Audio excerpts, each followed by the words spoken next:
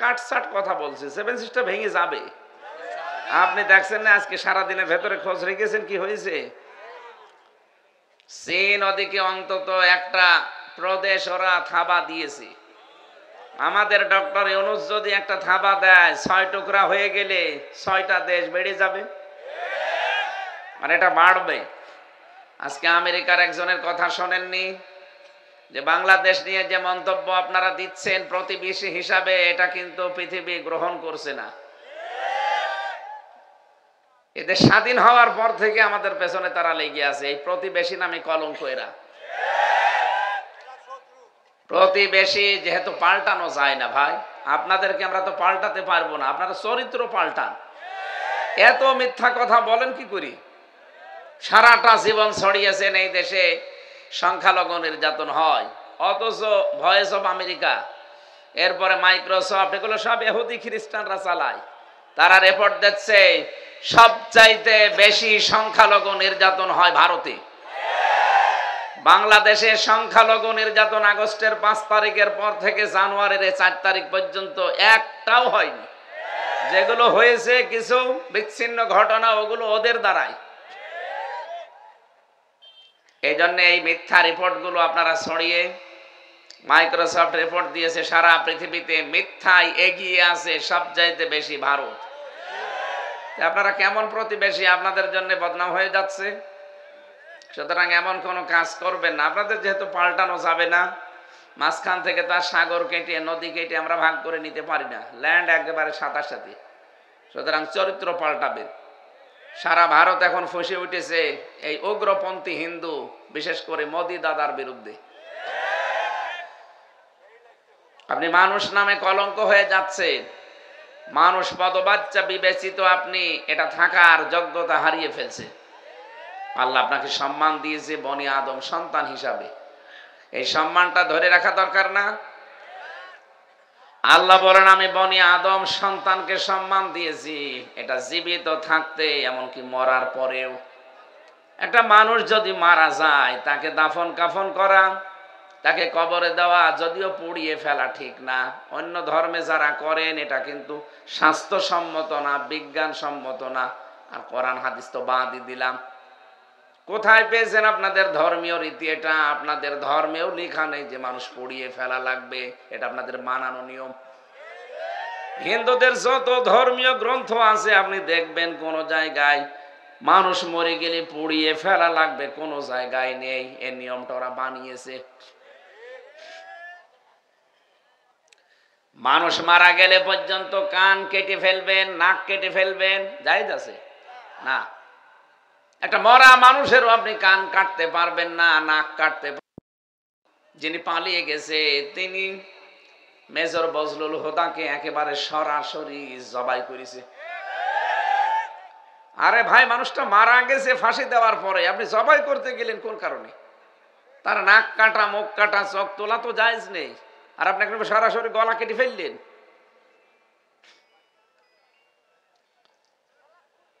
মানুষ ইবাদত করবে আল্লাহর ওই দিন পর্যন্ত, ওয়াবুদ রাব্বাকা হাত্তা ইয়াতিয়াকাল ইয়াকিন, যতদিন পর্যন্ত ইয়াকিন না আসে। এখানে ইয়াকিন মানে মৃত্যু, ইয়াকিন মানে কি? যতদিন মরণ না আসে ইবাদত থেকে আপনি পরিত্রাণ পাবেন না। করাই লাগবে আপনাকে ইবাদত, মাস্ট বি, আপনাকে ইবাদত করে যাওয়া লাগবে মরণ পর্যন্ত। এরপরে আপনার আর দায়িত্ব নেই, মরে যাবেন, দায়িত্ব শেষ। দায়িত্ব এবার পালন করবে দুনিয়ার জীবিত যারা, তারা যদি আপনাকে কবরে না দেয়, তারা যদি আপনাকে জানাজা না করায়, মাটিতে না দেয়, তাহলে তারা গুনাহগার হবে। কথা বলে না কেন? আমার দায়িত্ব কোন পর্যন্ত? মরণ। কোন পর্যন্ত? মরণের আগ পর্যন্ত আমার যে সম্মান মর্যাদা আছে, মরণের পরও আমার সম্মান মর্যাদা আছে, কারণ আমি আদম সন্তান। এদের সম্মান নিয়ে সিনিমিনি খেলবা না, কারণ এদের সম্মান আমি দিয়েছি। কি দেখলাম আমরা এই 53.5 বছর হয়ে গেল, এদেশে আদম সন্তানের কোনো সম্মান নেই। এদের সম্মান নিয়ে সিনিমিনি খেলা হয়। কথা বলে না কেন?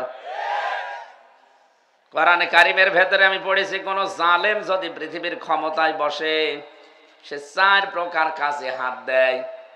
এটা আছে সূরা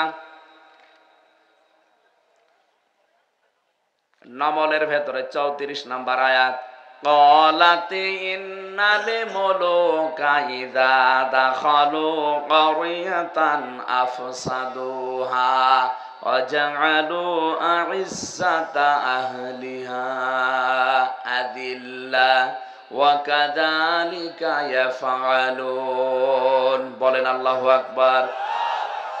রানী বিলকিস এই কথা বলেছিল। বিলকিস রানীর কথা এটা। কলাত, এজন্য কলা দেয়নি, আল্লাহ কলাত দিয়েছেন, এটা মহিলার কথা। ইন্নাল মুলুকা ইযা দাখালু ক্বরিয়াতান আফসাদুহা, সে তার পরিষদবর্গ, সভাসদবর্গ, মন্ত্রীবর্গ যারা আছে তাদেরকে ডাক দিয়ে বলেছিল, দেখো কোন জালিম বাদশা যদি কোনো এলাকা দখল করে কয়েকটা কাজ সে হাতে নেয়। এক নম্বরে আফসাদুহা, সেখানে বিশৃঙ্খলা সৃষ্টি করে। 2 নম্বরে ওয়াজাআলু আ'iজ্জাতা আহলিহা আদিল্লা, সেখানকার সম্মানিত যারা আছে তাদেরকে সে অপমান করে। আমরা দেখতে পেলাম এই 15.5 বছরে এই 2টা কাজ বেশি হয়েছে। এমন কোন দিক বিভাগ নেই যেখানে বিশৃঙ্খলা হয়নি। 2 নম্বরে দেশের সম্মানিত মানুষ যারা তাদেরকে ধরে ধরে অপমান করা হয়েছে। সিরাজগঞ্জের সন্তান মাওলানা রফিকুল ইসলাম খান, একটা প্রথিতযশা রাজনীতিবিদ, একজন আলেম, তার ডান্ডা বেড়ি পরিয়ে কোর্টে তুলেছে। আরো যত অপমান আছে সব অপমান তাদের উপরে গিয়েছে। যত আলেম আমরা দেখেছি জেলখানায়, আলেমদের ডান্ডা বেড়ি দিয়ে, হাতে হ্যান্ডকাপ দিয়ে, মাজায় দড়ি লাগিয়ে তারা টানতো ছাগলের মতো। আমার মাজায় দড়ি দিয়ে টানতো। বাস্তবতা এইটা, কারণ জালেম যদি কোনো এলাকা দখল করে, ক্ষমতা পায়, ওর প্রথম টার্গেট থাকে ওই এলাকাতে বিশৃঙ্খলা তৈরি করবে। 2 নম্বরে তারা সম্মানিত মানুষদেরকে অপমান করবে। তামাম দুনিয়া যাকে সম্মান দেয়, শহীদ আল্লামা দেলাওয়ার হোসাইন সাইদি রহমতুল্লাহ আলাইহি, তাকে পর্যন্ত তারা কত উল্টা পাল্টা মামলা দিয়ে কত হেনস্থা করেছে। 13টা বছর তার ওই ছোট্ট কুটি ঘরে কেটে গেল। এখনো পর্যন্ত ইসলামী আন্দোলনের সিফা সালার জনাব এটিএম আজহারুল ইসলাম আর 17 বছর পর্যন্ত পৌঁছতেছে। কোরআন হাদিস যারা শুনতে আছেন, আমি 2 মিনিটে একটা শিক্ষা বলছি। সূরা ফাতা 18 নম্বর আয়াত, এটা আমি আকিস গ্রুপের মাহফিলে পরশুদিন শিক্ষার জন্য বলেছিলাম। আমি শুধু টাচ দিচ্ছি আপনাদের। আমরা যদি এই পৃথিবীতে আল্লাহর সন্তুষ্টি চাই, 1 নাম্বার। 2 নম্বরে যদি আমাদের মনে সত্যি, যদি আমাদের মনে ইসলাম থাকে যে আমরা আল্লাহর জন্য যা করছি আল্লাহর জন্য। 3 নম্বরে আল্লাহ পাক যদি আমাদের উপরে প্রশান্তি বা সাকিনা নাজিল করতে চান, আমরা যদি চাই যে আমাদের উপরে শান্তি নাজিল হোক, সাকিনা। 4 নম্বরে যদি সুনিশ্চিত নিকটবর্তী কোনো বিজয় দেখতে চান, তাহলে এই আয়াতে 1 নাম্বার একটা কাজ আল্লাহ দিয়েছেন, এই কাজটা করা লাগবে। নবীজি 1400 জন মানুষ নিয়ে এসেছিলেন মক্কায়। হুদাইবিয়া নামক জায়গায় তিনি বাধাপ্রাপ্ত হলেন।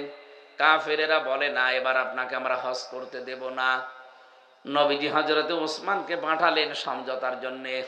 ওরা ওসমানকে ধরার পরে আটক করে ঘোষণা দিয়েছে কতিলা ওসমান, হত্যা করে ফেলেছে ওসমানকে। নবীজি কথাটা শোনার পরে ওই বাবলা গাছের নিচে, হুদাইবিয়া নামক যে জায়গা, ওখানে একটা বাবলা গাছ ছিল। কোরআনে কারিমে আল্লাহ ওই গাছের ইঙ্গিত দিয়েছেন, লাকাদ রাদিয়াল্লাহু আনিল মুমিনিনা ইয ইউবাইউনাকা তাহতাশ শাজারাতি। এই যে তাহতাশ শাজারা, গাছের নিচে, ইয ইউবাইউনাকা, যখন আপনার কাছে তারা বায়াত নিচ্ছিল, শপথ বাক্য পাঠ করছিল, নবীজি ডাক দিয়ে বললেন, সাহাবীরা হজ করার জন্য এসেছিলাম, ইহরামের কাপড় পরে খুলে ফেলো। 1400 জন মানুষের ভেতরে একজন শুধু আটক করেছে, এখনো 1399 জন আছে। বললেন খুলে ফেলো, পরবর্তীতে আবার হজ করে নেব। বাংলার মুসলমানেরা বলেন তো, এহরামের কাপড় পরার পরে যদি আপনি এহরামের কাপড় খুলে ফেলেন আপনার হজ কিন্তু ভেঙে যায়। কি? হজ শেষ। নবী কি জানতেন না যে আমার ফরজ হজ নষ্ট হয়ে যাবে? জানতেন না? রমজান মাস ছিল, রোজা রেখেছিলেন। বিশ্ব নবী ডাক দিয়ে বললেন না, রোজাও ভেঙে ফেলো, দরকার নেই, পরবর্তীতে করে দেব। বলেন, দুইটা ফরজ বিধান তিনি এখানে বাদ দিয়ে দিচ্ছেন, একটা হজ আর একটা রোজা। ডাক দিয়ে বললেন, আমি এই যে হাত লাগালাম, আমার হাতের ওপরে তোমরা হাত দাও। 1399 জন হাত দিয়েছে। নবীজি নিজে বাম হাতটা উপরে দিয়ে বললেন, আজকের এই বায়াতের রিদওয়ানের উপরে আমার আল্লাহ খুশি হয়ে আয়াত নাজিল করে আমাকে শুনিয়েছে, লাকাদ রাদিয়াল্লাহু আনিল মুমিনিন। এই মুমিনদের উপরে আমার আল্লাহ অবশ্যই রাজি হয়ে গেছেন। রাজি হবেন না, হয়ে গেছেন। রাদিয়া এটা মাজি, অতীতের শব্দ, পাস্ট। আল্লাহ মোজারে যদি দিতেন তাহলে একটু সমস্যা হতো। আল্লাহ মাসি দিয়ে জানিয়েছেন, হে নবী, যারা আপনার হাতে হাত দিয়েছে ঘোষণা শুনিয়ে দেন, আমি কিন্তু তাদের উপরে রাজি অলরেডি হয়ে গেছি। কি কি বাক্য পাঠ করিয়েছিলেন? নবীজি বলছিলেন, সাহাবীরা, আজকে যেহেতু আল্লাহ এই বায়াতের উপরে রাজি অলরেডি হয়ে গেছে, আমার উসমান তো এখানে নেই, আমি এই বাম হাতটা উপরে দিয়ে দিলাম, আমার এটা উসমানের হাত হিসাবে আল্লাহ যেন কবুল করে নেয়। তোমাদেরকে আমি একটা বাক্য পাঠ করালাম আজকে, বিনা কারণে একটা নিরপরাধ মানুষকে ওরা আটক করে মেরে ফেলেছে, যদিও মারে নাই, কিন্তু ঘোষণা তো দিয়ে দিয়েছে, কতিলা উসমান, উসমানকে মেরে ফেলেছি। নবীজি বললেন, যারা একটা বিনা অপরাধে একটা মানুষকে মেরে ফেলতে পারে, উসমান হত্যার বদলা না নিয়ে আমরা কেউ মদিনায় ফেরত যাব না। ফরজ বিধান ছেড়ে দিলেন কয়টা? আরো জোরে বলেন। কি বাক্য পাঠ করাচ্ছেন দেখেছেন? যে বিনা অপরাধে একটা মানুষকে ওরা নিরপরাধ মানুষকে মেরে ফেলেছে, ওদেরকে আমরা প্রতিশোধ না নিয়ে বাড়ি ফেরত যাব না। ওরা এই ঘোষণা শোনার পরে ওসমানকে ছেড়ে দিয়েছে। আর 15.5 বছরে যত মানুষকে বিনা অপরাধে আটক করে রাখা হয়েছিল, যত মানুষকে খুন গুম আয়না ঘরে রেখে জীবনটা শেষ করে দিয়েছেন, সত্যিই যদি আমরা আল্লাহর সন্তুষ্টি চাইতাম, যারা মন থেকে ফালিমা মাফি কুলুবিহিম, এর পরের শব্দ এটা, হে নবী, এরা কিন্তু যা করছে আপনার হাতে হাত দিয়ে লোক দেখানোর জন্য না, মন থেকে করছে। এদের কলবের খবর তো আমি আল্লাহ জানি। ফানজালাস সাকিনাতা আলাইহিম, এদের এই যে মন থেকে এই অ্যাক্টিভিটিস, এই কাজকর্ম দেখে আমি আল্লাহ রাজি হয়ে গেছি। আমি আল্লাহ ওদের উপরে আমার করুণা, সাকিনা, প্রশান্তি নাজিল করে দিলাম। ওয়াসাবাহুম ফাতাহান করিবা, ওদেরকে আমি একটা সুপ্রসন্ন, নিশ্চিত এবং নিকটবর্তী একটা বিজয়ের সুসংবাদ দিয়ে দিলাম। ওরা যে একটা নিরপরাধ মানুষের পক্ষে দাঁড়িয়ে জীবন দেওয়ার জন্য 1399 জন দাঁড়িয়ে গেছে, আমি এত খুশি হয়েছি। ওদের ওপর আমি কয়েকটা নিয়ামতের কথা ঘোষণা দিলাম। 1 নম্বরে ওদের মনের খবর আমি জেনে খুশি হয়ে গেলাম। 2 নম্বরে আমার সাকিনা নাজিল করলাম। 3 নম্বরে একটা নিকটবর্তী বিজয়ের সুসংবাদ দিলাম। কি কাজ করেছিল তারা বলেন তো? একটা নিরপরাধ মানুষের পক্ষে দাঁড়িয়েছে জীবন দেওয়ার জন্য। আজ বাংলার মানুষের আমরা যদি দল মত নির্বিশেষে নিরপরাধ মানুষকে আপনি ধরে ধরে আটক করবেন, জেলে দেবেন, রিমান্ডে নেবেন, মেরে ফেলবেন, একবারে যদি সেই প্রথমেই দাঁড়িয়ে যেতাম 18 কোটি মানুষ, না, এটা হতে দেব না। এমনি জালেমরা আলেমদেরকে ছেড়ে দিত ভয়। ওরা যেমন উসমানকে শুধু ভয় পেয়ে ছেড়ে দিয়েছে, আমার তো মনে হয় এখন বাংলাদেশের জন্য সব চাইতে বড় দায়িত্ব, যারা ইমানদার দাবি করেন, যারা আল্লাহর সন্তুষ্টি চান, যতগুলো মানুষ বিনা কারণে 17 বছর জেল খাটে, তাদের পক্ষে একটা আওয়াজ অন্তত তোলা দরকার যে তাদেরকে মুক্তি করা না পর্যন্ত বাড়ি যাব না। কথা বলেন। আব্দুল সালাম পিন্টু সাহেব যদি 17 বছর পরে ছাড়া পায়, গিয়াসউদ্দিন মামুন সাহেব যদি 17 বছর পরে ছাড়া পায়, লুৎফুজ্জামান বাবর যদি 17 বছর পরে ছাড়া পায়, জনাব এটিএম আজহারুল ইসলাম কেন 17 বছর পর মুক্তি পাবে না? বলতে পারেন ওনার মামলা কি? মামলা কিসের? ওদের তো বানানো ট্রাইব্যুনাল, বানানো বিচারপতি, বানানো রায়, বানানো সাক্ষী, সবগুলো যখন ওদের বাতিল হয়ে যাচ্ছে, ওদেরটা ধরে রাখা লাগবে কোন কারণে? কথা বলেন। যদি ধরে রাখতেন তাহলে আব্দুল সালাম পিন্টুকে আপনি মুক্তি দিলেন কি করে? লুৎফুজ্জামান বাবরকে মুক্তি দিলেন কি করে? ওদেরকে যেভাবে দিয়েছেন তারাও তো ফাঁসির আসামি ছিল। ওদেরকে যেইভাবে দিয়েছেন আমরা 18 কোটি মানুষ ওই 1399 জনের মতো আজকে সিদ্ধান্ত নিয়ে যাব এটিএম আজহারুল ইসলামকে মুক্তি না দেওয়া পর্যন্ত আমাদের মুক্তি নেই। আমরা আল্লাহর সন্তুষ্টি চাই না? সন্তুষ্টি এই জায়গায় আল্লাহ রেখে দিয়েছেন। একটা নিরপরাধ মানুষ বছরের পর বছর ধুকে ধুকে মরবে মানে? আমাদের কিছুই করার নেই, হাত পা গুটিয়ে বসে থাকবো না। যেখানে যতটুকু যার অবস্থান আছে ওই জায়গা থেকে ইমানের দাবি অনুযায়ী আপনাকে প্রতিবাদ করা লাগবে। নবীজি যেমন একটু খালি শক্ত হয়েছিলেন, ওরা ভয়তেই ছেড়ে দিয়েছে। আমরাও মনে হয় এরকম কিছু করলে বাংলাদেশে বহু নিরপরাধ মানুষ বিনা কারণে বছরের পর বছর জেলে আছে, বিভিন্ন জায়গায় কষ্ট পাচ্ছে। এই যে চাঁদাবাজি যারা করেন তাদের কারণে অনেকে জিম্মি হয়ে আছে। এই শক্ত হলে এমনিতেই ভয় পেয়ে জালেমরা চুপসে যাবে। যে কথাটা বলার জন্য পর্যন্ত এসেছিলাম, জালেমরা যদি ক্ষমতা পায়, বিলকিস রানী শোনাচ্ছে তার সভাসদ বর্গদেরকে যে সুলাইমান নবী বোঝাতে চাচ্ছে সে একজন জালেম। উনি যদি আসে তাহলে ফিতনা সৃষ্টি করবে, ফাসাদ সৃষ্টি করবে, আর সম্মানিত তোমরা মানুষ যারা তাদেরকে ধরে ধরে অপমান করবে।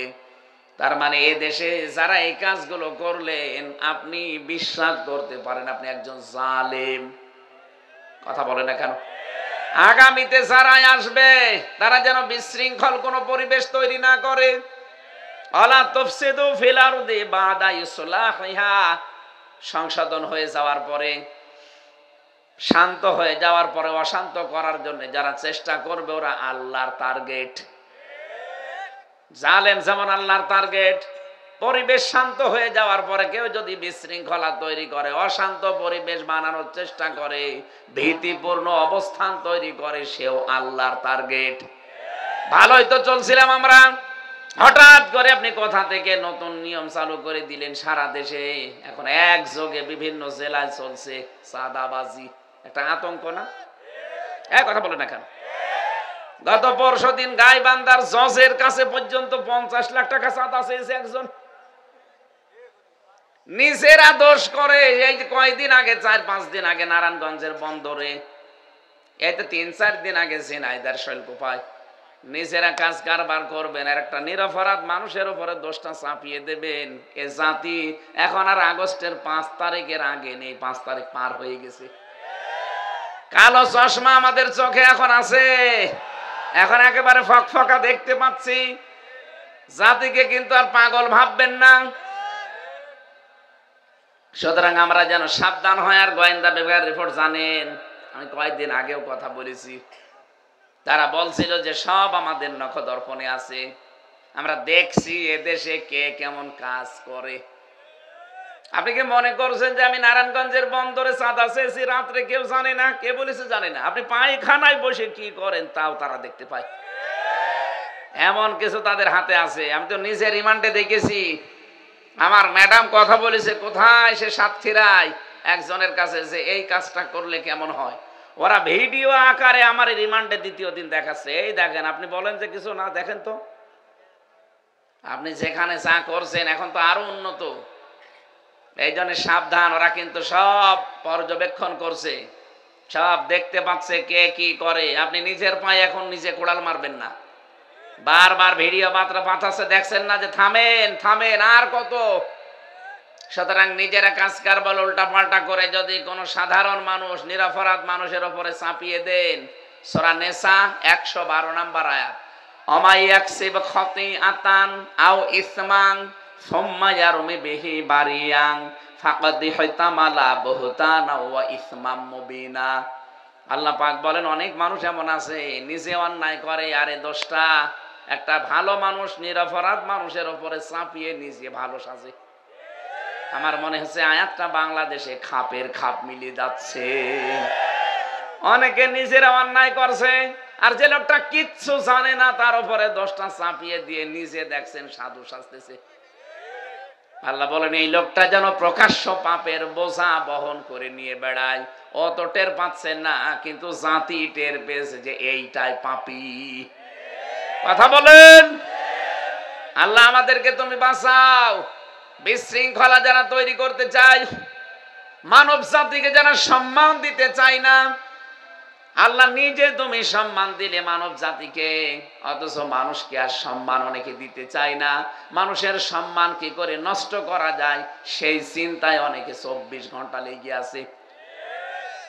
আরে ভাই, আমি মাওলানা রফিকুল ইসলাম খানের বিরুদ্ধে যদি বাইরে কিছু বলি, যদি ওনার ভেতরে দোষ থাকেও, তাহলে হবে গীবত। কি হবে বলেন বলেন? ওনার ভেতরে যদি ওই দোষ থাকে, ওনার অগোচরে বললে ওটা হয় গীবত। যদি উনি মন খারাপ করে শুনলে, কিন্তু যদি ওনার ভেতরে দোষ না থাকে, আমি বানিয়ে বানিয়ে ওনার উপরে দোষটা চাপিয়ে দেই, তাহলে এটা হবে তোহমত। এটা আরো মারাত্মক। আর বাংলাদেশে সবচাইতে বেশি হচ্ছে এখন তোহমত। বলেন, তোহমত এলাকায় যদি চালু হয় কি হয় জানেন? আপনাদেরকে সতর্ক করছি এই কারণে এলাকায় যদি এরকম কেউ থাকেন, আপনি নিজেকে থামান। কারণ যারা গীবত করে, তোহমত লাগায়, এর কথা ওর কাছে লাগিয়ে মানুষের সম্পর্ক নষ্ট করে দেয়। এরা যদি কোনো এলাকায় বাস করে, ওই এলাকার মানুষের দোয়া কবুল আল্লাহ বন্ধ করে দেয়। সিরাজগঞ্জবাসী, এদিকে তাকান। হযরতে মুসা নবী আলাইহিস সালামের জামানার একটা ঘটনা পড়লাম হাদিসে। বৃষ্টি বন্ধ হয়ে গেছে, তিনি চাটিয়াল ময়দানে উম্মতদেরকে নিয়ে গেলেন, দোয়া করলেন। নামাজ আদায় করার পর, আল্লাহ বৃষ্টি দাও। 3 বার আল্লাহর পক্ষ থেকে আওয়াজ এসেছে, না বৃষ্টি হবে না। হযরতে মুসা তো আবেগপূর্ণ নবী ছিলেন, বারবার খালি প্রশ্ন করতেন। ডাক দিয়ে বলে, রব্বুল আলামিন বৃষ্টি দেবে না মানে এগুলো নয়, আমার উম্মত, আমার মায়া লাগে। তোমার তো বান্দা, তোমার মায়া লাগে না? আল্লাহ বলেন, মায়া লাগে কিন্তু বৃষ্টি দেব না। মায়া লাগে বৃষ্টি দেবে না মানে? বলে হ্যাঁ, তুমি যাদেরকে নিয়ে দোয়া করছিলে, এদের ভেতরে নামিমা, তালা তালি করা, এর কথা ওর কাছে লাগানো এরকম একজন লোক আছে। এ যতক্ষণ তোমার এই মোনাজাতে হাত তুলবে, তুমি নবী হওয়ার পরও তোমার দোয়াও কবুল হবে না। হযরত মুসা বললেন, আল্লাহ তুমি শুধু নাম বলো, কি করি দেখো। না, আমি নাম বলবার তুমি সবার সামনে অপমান করবা, আমি নাম বলবো না। হযরতে মুসা বলে, আল্লাহ আমি কিভাবে বুঝবো? আমি তো আর আলিম বিযাতিস সুদূর না, যে মানুষের মনের খবর জানি। আল্লাহ তাআলা বললেন, তোমাকে একটা বুদ্ধি দেই, সবাইকে নিয়ে তুমি তওবা করবা, তাহলে ওই লোকটাও তওবা করবে। তওবা করার পরে আমার কাছে কিছু বলো, দেখি আমি কি করি। মানে চাটিয়াল ময়দানে গেলেন, উম্মতদেরকে জানালেন এখানে একজন তালাতালি করা লোক আছে, মানুষের সম্মান নিয়ে সিনেমিনি খেলে, সম্পর্ক নষ্ট করে, এর কথা ওর কাছে লাগাই, কিন্তু কে আছে এটা আমি জানি না, তবে আছে। সেই লোকটা যতক্ষণ পর্যন্ত এখানে থাকবে, আমাদের কারো দোয়া কবুল হবে না। এই জন্য আমরা চাই, এখন আমরা তাওবা করব, সেই লোকটাও যেন আমাদের সাথে তওবা করে। তাওবার নিয়ম কিন্তু 3টা, আপনারা জানেন হয়তো। তাওবা 1 নম্বরে স্বীকৃতি দেওয়া, 2 নম্বরে অনুশোচনা করা, অনুতপ্ত হওয়া, 3 নম্বরে জীবনে কাজ আর করব না বলে ফিরে আসা।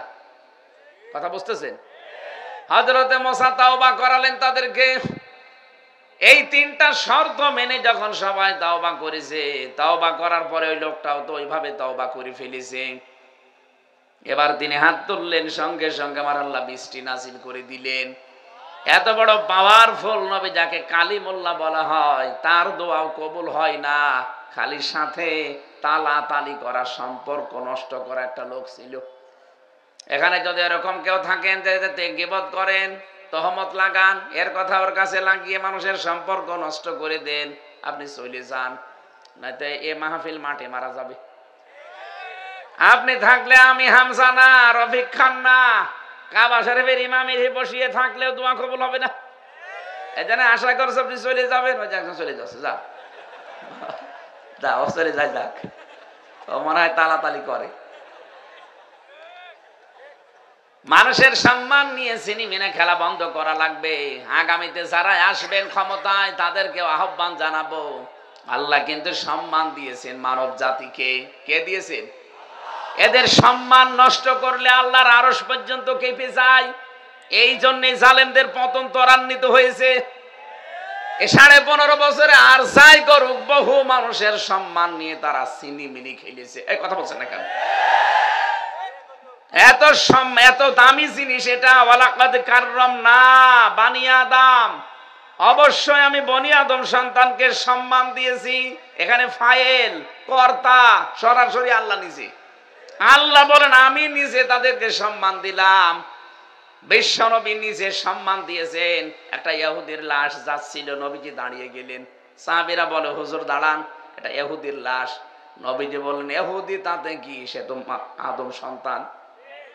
আমি দাঁড়িয়েছি আদম সন্তানের সম্মানে, কারণ আল্লাহ তাকে সম্মান দিয়েছেন। আর আপনি একটা ইহুদিকে দেখে নবীজি যদি সম্মান দিতে পারেন, আপনি কি করেন? আপনি সম্মানিত মানুষদেরকে অসম্মান কি করে করা যায়?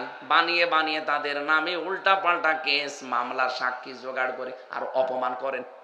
এটা আমি নিজে তো সাক্ষী আমারটাই।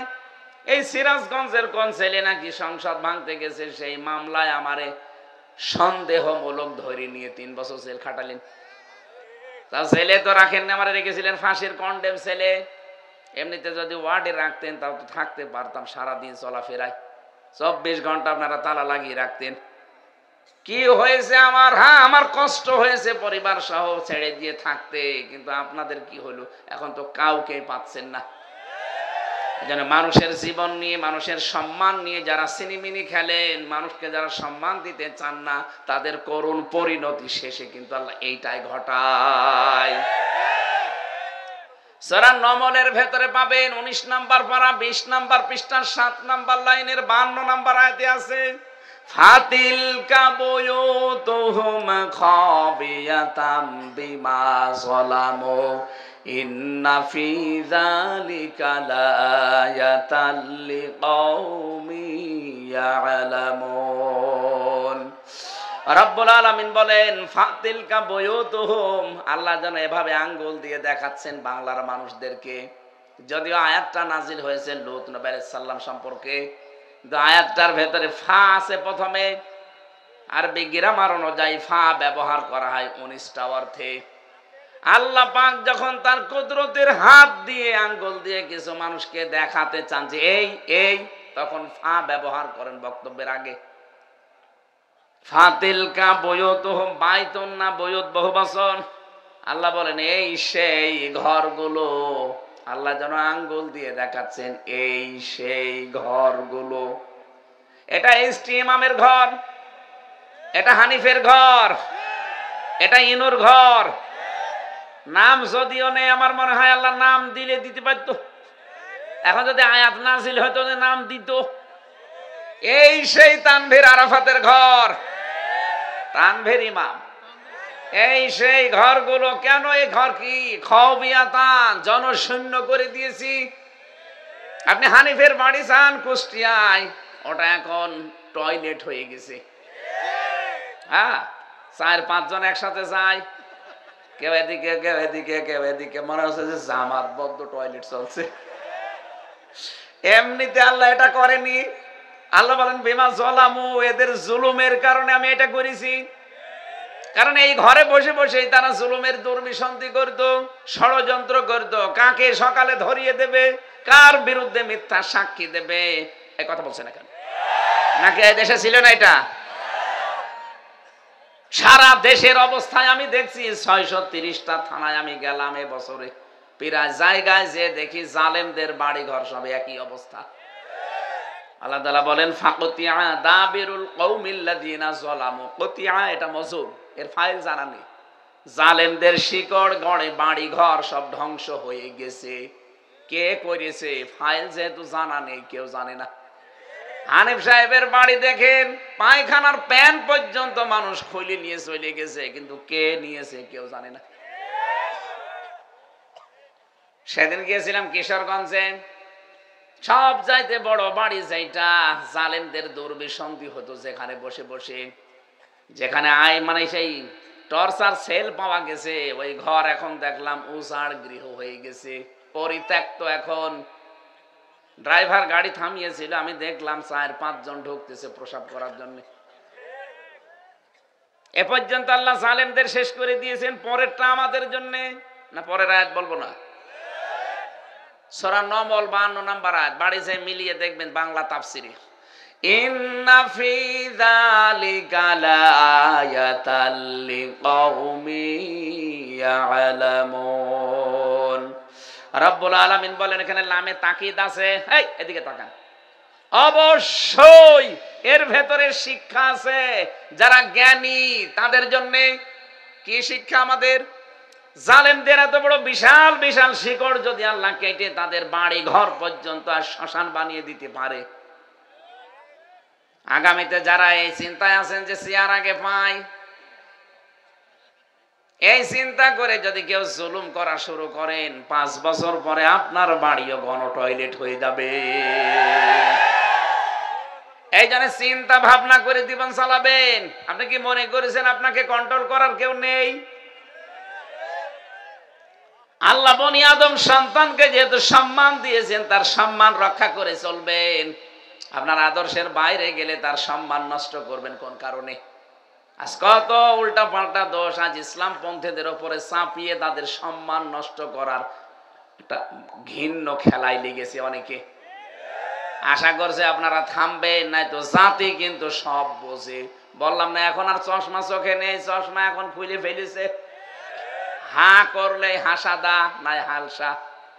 কি আমরা এই জন্য আপনাদের সতর্ক করছি, আমরাও সতর্ক হচ্ছি।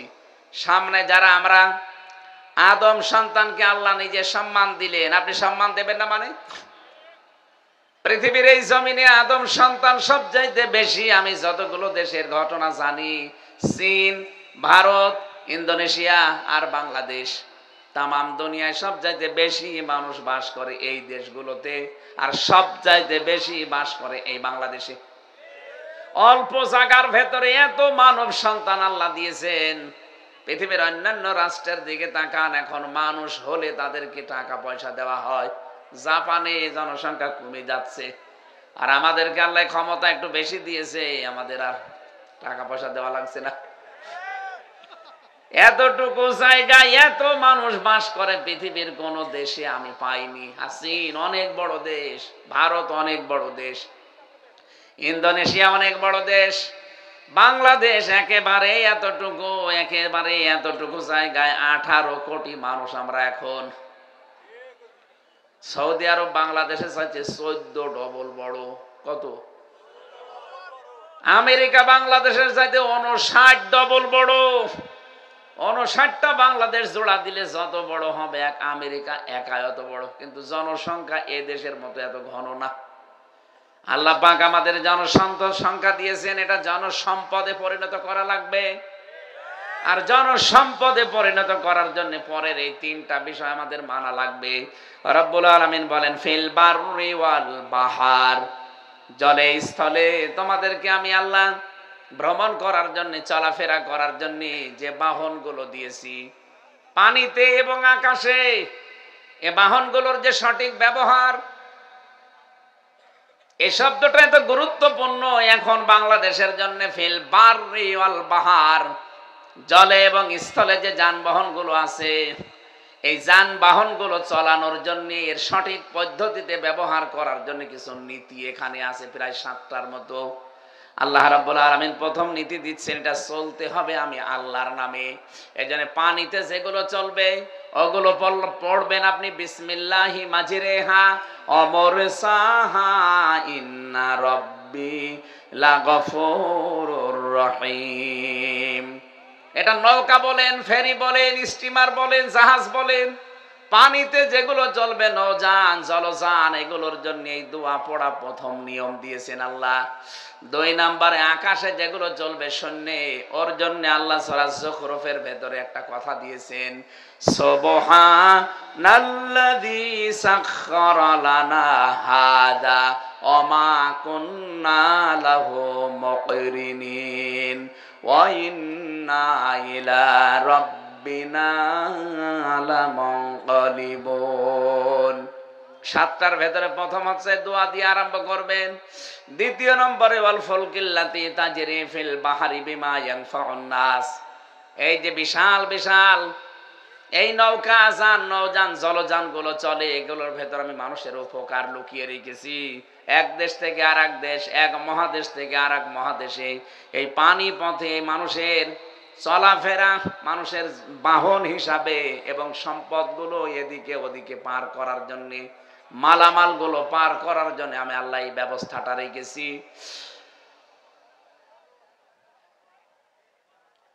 ইয়াখরুজু মিন ইয়াখরুজু মিনহা ইয়াখরুজু মিনহুমাল লু'লু'ু ওয়াল মারজান ফাবিআইয়ি আলাই রাব্বিকুমা তুকাযযিবান ওয়া লাহুল জাওয়ারিল মুনশাআতু ফিল বাহরি কাল আ'লাম।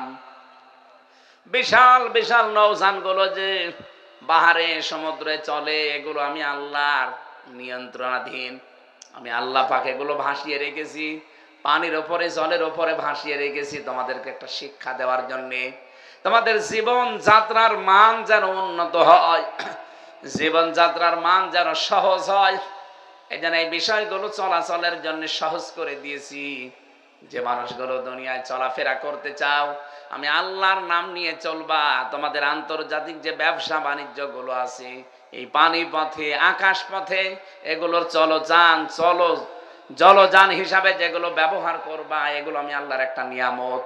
দ্বিতীয় নম্বরে নিয়ামতের ঘোষণা আল্লাহ দিয়েছেন, অরাসাকনাহুম মিনাত তাজ্জিবাত। জীবন উপকরণের জন্য আমি উত্তম রিজিক তোমাদেরকে দিয়েছি। এই কথাটা ভালো করে খেয়াল করেন। এই পৃথিবীতে যত মানুষ আল্লাহ পাঠিয়েছেন, যত নবী আর রাসূল পাঠিয়েছেন, প্রত্যেককে প্রথমে আল্লাহ এই ঘোষণা দিয়েছেন, ইয়া আইয়ুহান নাস পাবেন, ইয়া আইয়ুহার রাসূলও পাবেন, ইয়া আইয়ুহাল্লাযীনা আমানু পাবেন।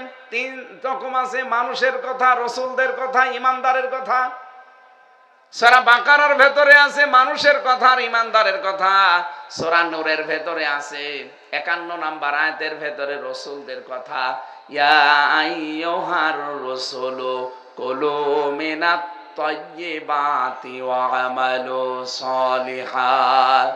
হে রাসূলেরা, যেটা খাবা ওইটা যেন হালাল হয়। ভালো করে খেয়াল করেন, এখানে শিক্ষা আছে। প্রত্যেকটি রাসূলকে আল্লাহ এই নির্দেশ দিয়েছেন, যা খাবা ওইটা যেন হালাল হয়।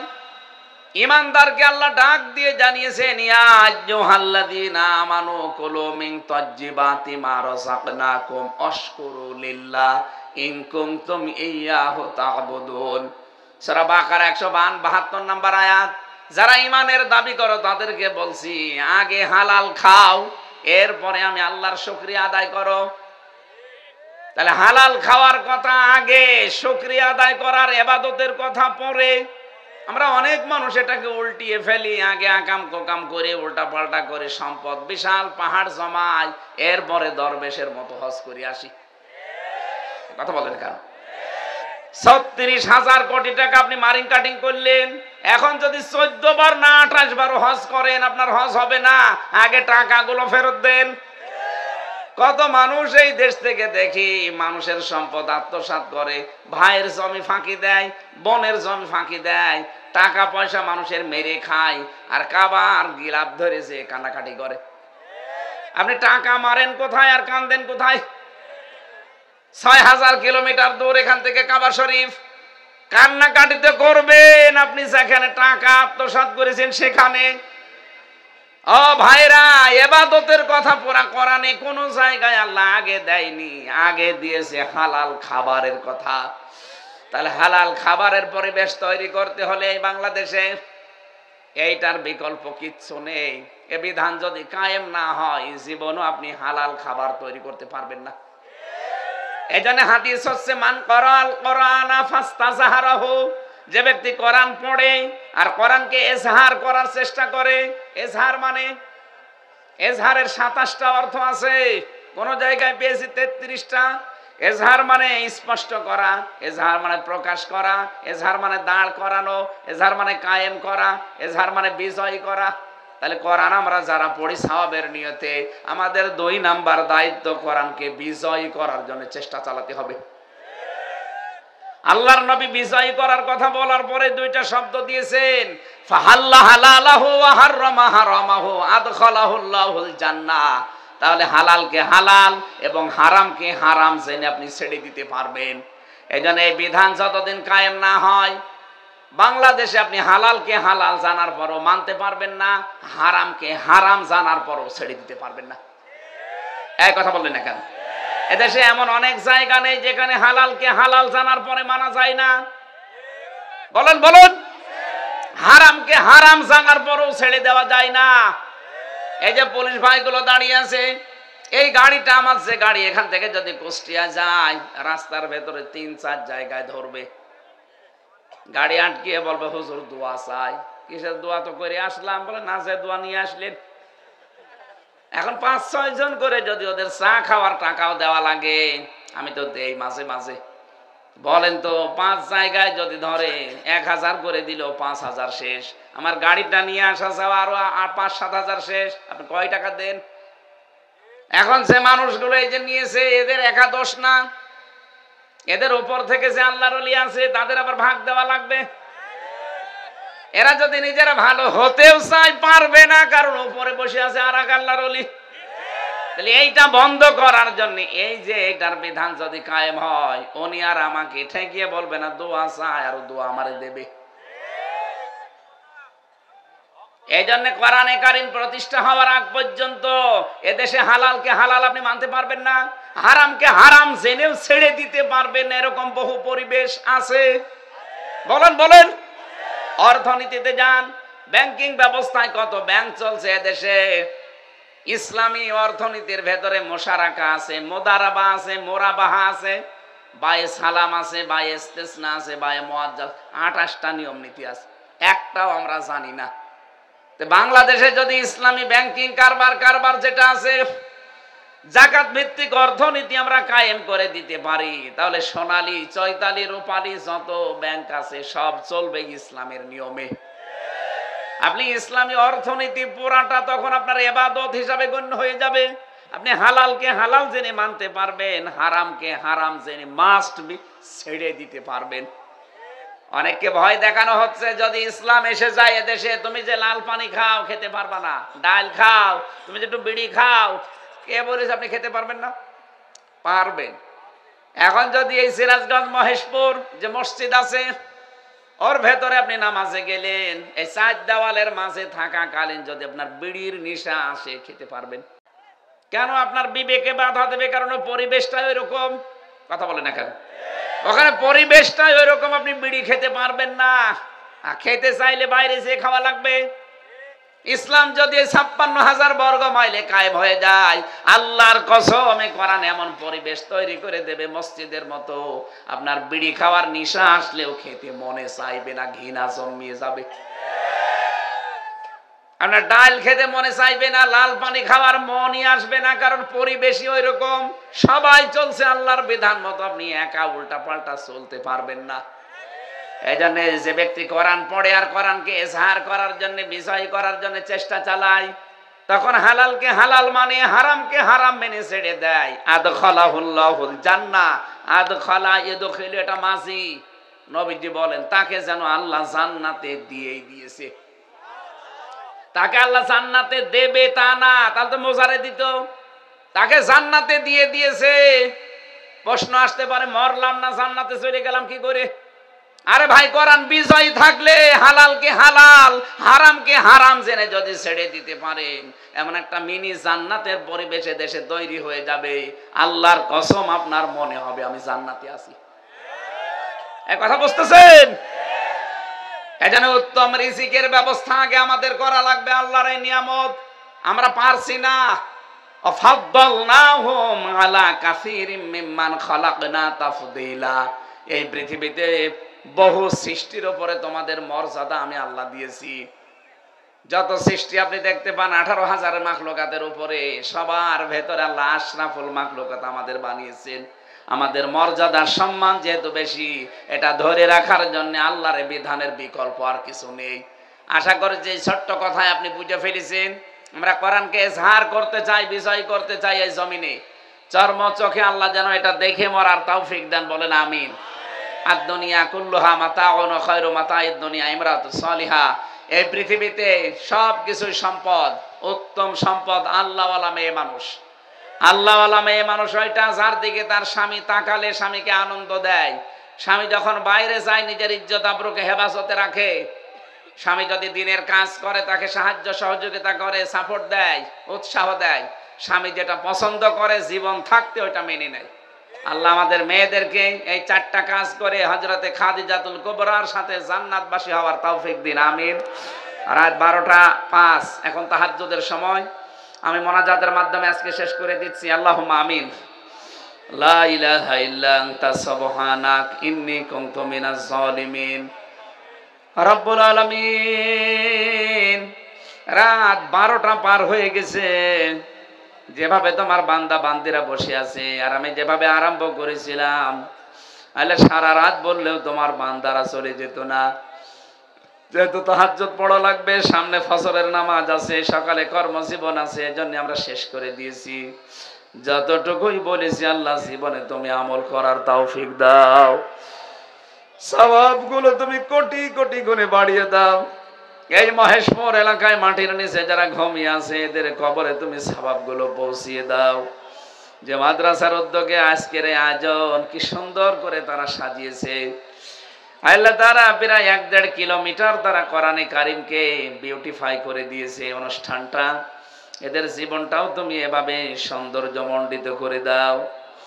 তোমার হাবিব জানিয়েছে কোরআনের জন্য যদি কেউ কিছু করে আল্লাহ ওইটার হিসাব নেয় না।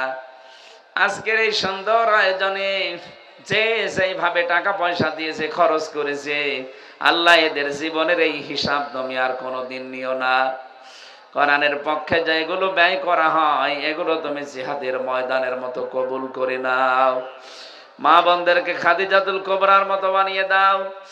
মাহফিলের সম্মানিত সভাপতি আল্লাহ তাআলা আমার বাবু রবি ভাইকে তুমি কবুল করে নাও। আমাদের প্রধান অতিথি মাওলানা রফিকুল ইসলাম খান, রব্বুল আলামিন আমরা দেখতে চাই কোরআনে কারিম বুকে নিয়ে তিনি যেন সংসদে প্রবেশ করছে। বাংলার সংসদটা তুমি কোরআনের হাতে তুলে দাও। এদেশে ইমানদার ক্ষমতায় গেলে নামাজ, যাকাত, সৎ কাজে আদেশ, অসৎ কাজে নিষেধ, এই 4টা কাজ জারি করবে।